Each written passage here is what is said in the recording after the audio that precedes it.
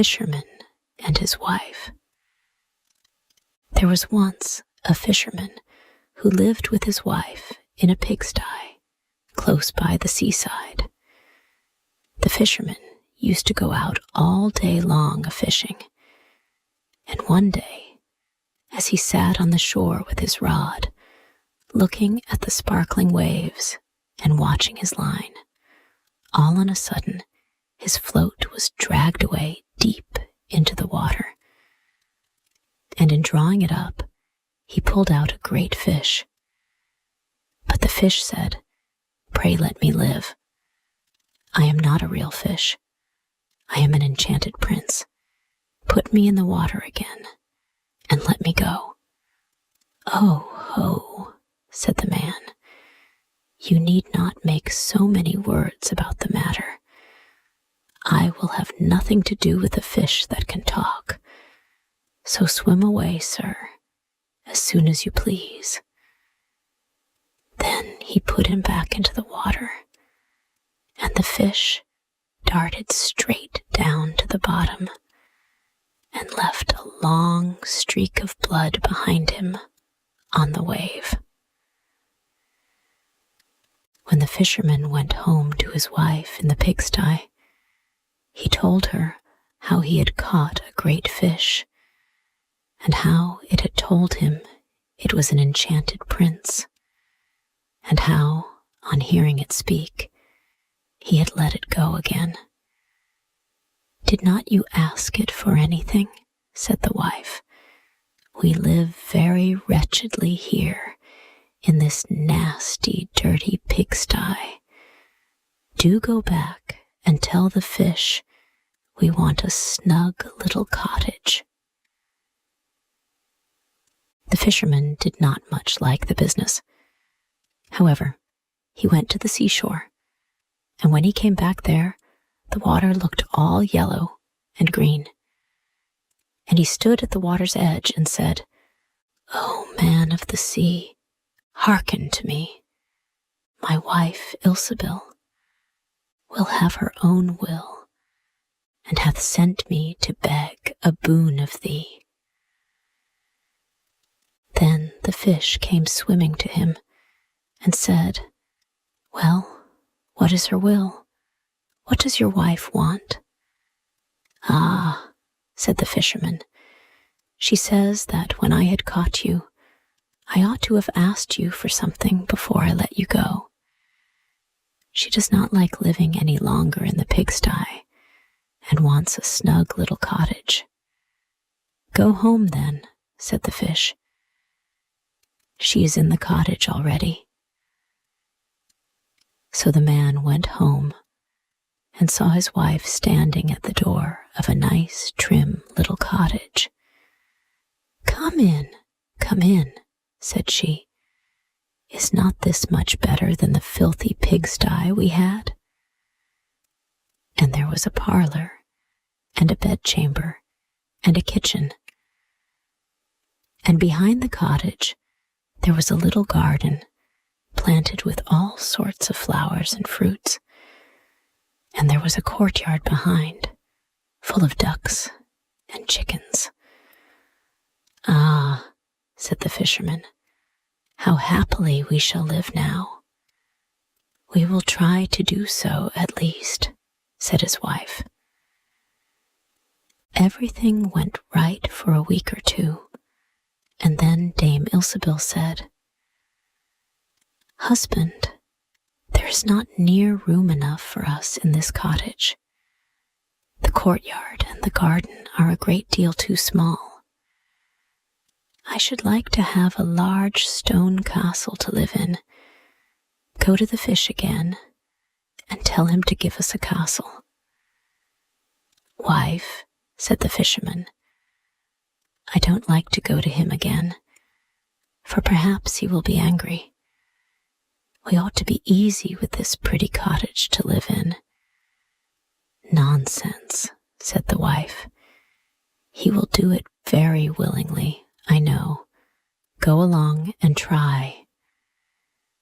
The fisherman went, but his heart was very heavy, and when he came to the sea, It looked blue and gloomy, though it was very calm. And he went close to the edge of the waves and said, "O man of the sea, hearken to me. My wife, Ilsebil, will have her own will, and hath sent me to beg a boon of thee." "Well, what does she want now?" said the fish.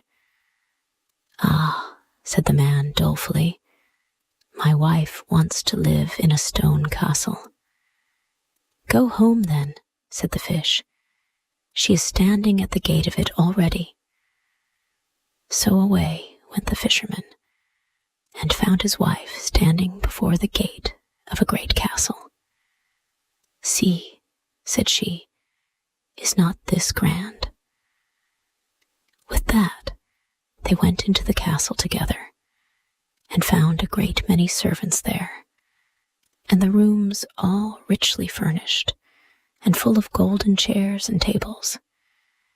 And behind the castle was a garden, and around it was a park 1/2 mile long, full of sheep and goats and hares and deer.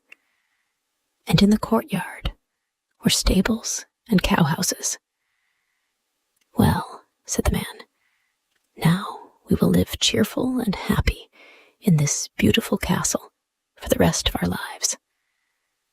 "Perhaps we may," said the wife, "but let us sleep upon it before we make up our minds to that."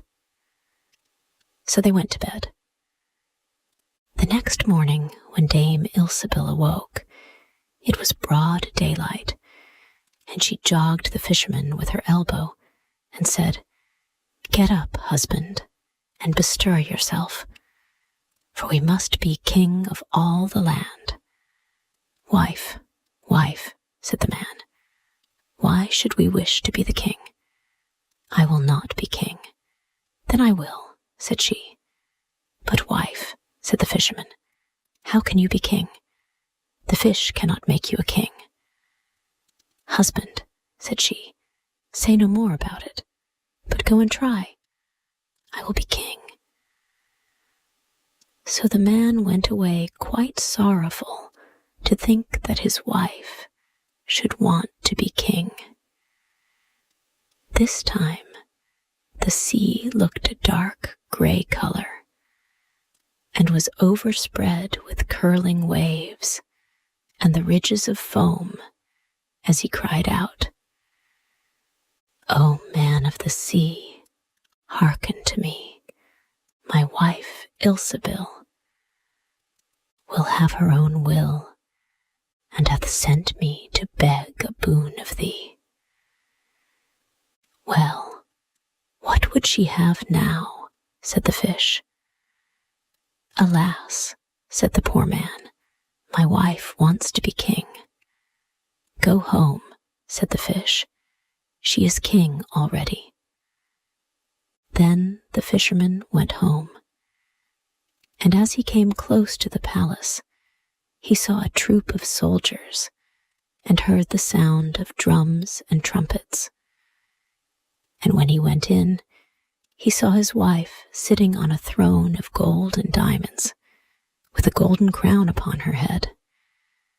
And on each side of her stood 6 fair maidens, each a head taller than the other. "Well, wife," said the fisherman, "are you king?" "Yes," said she, "I am king." And when he had looked at her for a long time, he said, "Ah, wife, what a fine thing it is to be king. Now we shall never have anything more to wish for as long as we live." "I don't know how that may be," said she. "Never is a long time. I am king, it is true, but I begin to be tired of that, and I think I should like to be emperor." "Alas, wife, why should you wish to be emperor?" said the fisherman. "Husband," said she, "go to the fish. I say, I will be emperor." "Ah, wife," replied the fisherman, The fish cannot make an emperor, I am sure, and I should not like to ask him for such a thing. I am king, said Ilsebil, and you are my slave, so go at once. So the fisherman was forced to go, and he muttered as he went along, This will come to no good. It is too much to ask. The fish will be tired at last, and then we shall be sorry for what we have done. He soon came to the seashore, and the water was quite black and muddy, and a mighty whirlwind blew over the waves and rolled them about. But he went as near as he could to the water's brink and said, O man of the sea, hearken to me. My wife, Ilsebil, will have her own will, and hath sent me to beg a boon of thee. What would she have now? Said the fish. Ah, said the fisherman, she wants to be emperor. Go home, said the fish. She is emperor already. So he went home again, and as he came near, he saw his wife Ilsebil sitting on a very lofty throne made of solid gold, with a great crown on her head, full 2 yards high, and on each side of her stood her guards and attendants in a row, each one smaller than the other, from the tallest giant down to a little dwarf no bigger than my finger. And before her stood princes and dukes and earls. And the fisherman went up to her and said, Wife, are you emperor? Yes, said she, I am emperor. Ah, said the man as he gazed upon her, what a fine thing it is to be emperor. Husband, said she, why should we stop at being emperor? I will be pope next. Oh, wife, wife, said he, how can you be pope? There is but one pope at a time in Christendom. Husband, said she, I will be pope this very day. But, replied the husband, the fish cannot make you pope. What nonsense, said she. If he can make an emperor, he can make a pope. Go and try him. So the fisherman went. But when he came to the shore, the wind was raging, and the sea was tossed up and down in boiling waves, and the ships were in trouble, and rolled fearfully upon the tops of the billows. In the middle of the heavens, there was a little piece of blue sky, but towards the south all was red, as if a dreadful storm was rising. At this sight, the fisherman was dreadfully frightened, and he trembled so that his knees knocked together. But still, he went down near to the shore and said, O man of the sea, hearken to me. My wife Ilsebil will have her own will, and hath sent me to beg a boon of thee. What does she want now? Said the fish. Ah, said the fisherman, my wife wants to be pope. Go home, said the fish. She is pope already. Then the fisherman went home, and found Ilsebil sitting on a throne that was 2 miles high. And she had 3 great crowns on her head, and around her stood all the pomp and power of the church.